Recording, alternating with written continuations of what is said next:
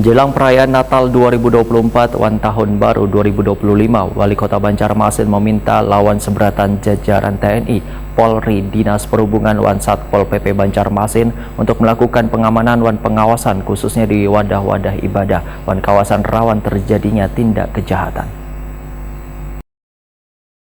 Menjelang perayaan Natal 2024 wan Tahun Baru 2025, Wali Kota Banjarmasin Ibnu Sina meminta lawan seberatan jajaran TNI, Polri, Dinas Perhubungan wan Satpol PP Banjarmasin untuk melakukan pengamanan wan pengawasan khususnya di wadah-wadah ibadah wan kawasan rawan terjadinya tindak kejahatan. Warga pun diminta bersama-sama merayakan pergantian tahun dengan suasana kota nang kondusif, aman wan damai, serta menjaga kerukunan antar umat beragama. Demikian dipedahkan Wali Kota Banjarmasin Ibnu Sina, Waitakuni Prima TV Jelang Tengah hari Jumat 20 Desember 2024.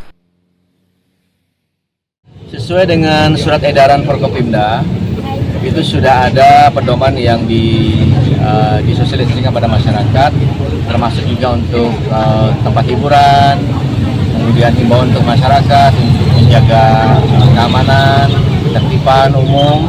Kemudian mari sama-sama kita jalani pergantian tahun dengan suasana yang hikmat, apalagi sudah terpilih kan gubernur baru, wali kota baru, bupati baru, semuanya. Mudah-mudahan suasana politik yang menghangat kemarin itu sudah countdown lah, mudah-mudahan sudah turun semuanya. Mudah-mudahan kita menatap masa depan kota dengan sebaik-baiknya. Oleh karena itu, masyarakat mari kita jaga ketertiban, suasana kota yang kondusif. Tentu kami juga di Forkopimda sudah mengantisipasi bersama-sama agar semua pihak juga, terutama pemerintah kota sampai camat, lurah, RT, RW, semuanya, RPMK, kemudian tokoh masyarakat, tokoh agama, ayo sama-sama kita jaga kerukunan antar umat beragama. Kemudian juga kita jalani semua pergantian tahun dengan suasana yang kondusif, aman, terkendali.